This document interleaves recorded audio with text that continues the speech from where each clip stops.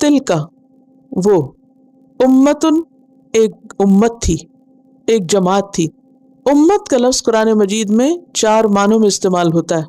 امت کے 4 معنی ہیں. آگے آئے گا آپ کو پتہ چل جائے گا، لیکن یہاں ہلکا سا میں ذکر کر دیتی ہوں تاکہ جب دوسری جگہ دوسرے معنی میں آئے تو آپ کو یاد آ جائے. تو دہرانے سے چیزیں بار بار پختہ ہوتی ہیں. امت کا ایک معنی تو گروہ ہوتا ہے، گروپ آف پیپل، جو کہ یہاں معنی آ رہا ہے نیشن کے معنوں میں. دوسرا معنی ہوتا ہے امام.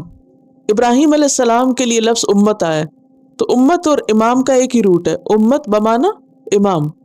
تیسرا ہوتا ہے وقت، ٹائم، وَالذَّكَرَ بَعْدَ أُمَّةٍ، ایک وقت کے بعد اس کو یاد آیا، آگے آئے گا. اور چوتھا ہوتا ہے طریقہ، ملت کے معنی میں طریقہ. لیکن یہاں کس معنی میں؟ Group of people. قد تحقیق، خلط گزر گئے، خلا یخلو پڑھا پیچھے، اذا خلو الی شیاطین، وہاں معنی کیا تھا؟ اکیلے ہونا. تو یہاں معنی میں کر رہی ہوں گزر جانا، گزر گئے، چلے گئے. تو خالی کب ہوتا ہے؟ جب کوئی چلا جاتا ہے. جی ہاں، تو خلط کا یہاں معنی پاسٹ. لہا اس کے لیے، یعنی اس امت کے لیے، ما جو، کسبت اس نے کمائی کی، دے ارنڈ، ولکم اور تمہارے لیے، ما جو، کسب تم نے کمائی کی. اب آپ دیکھ رہے ہے تو کاف سین باہی روٹ، کسب دونوں ہی جگہ کمائی کا معنی.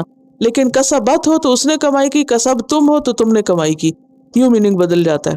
بس تھوڑی سی توجہ سے آپ بہت اچھی طرح خود بھی سمجھنے لگیں گے.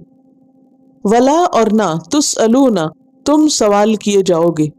تسألون کا جو تا ہے یہ تم کے معنوں میں، اور پھر آ رہا ہے روٹ سین حمزہ لام سوال، سأل یسألو سے پوچھنا، سوال کرنا، اور واو نون جمع کی علامت. اما اس کے بارے میں جو، کانو وہ تھے، یعملون وہ عمل کرتے.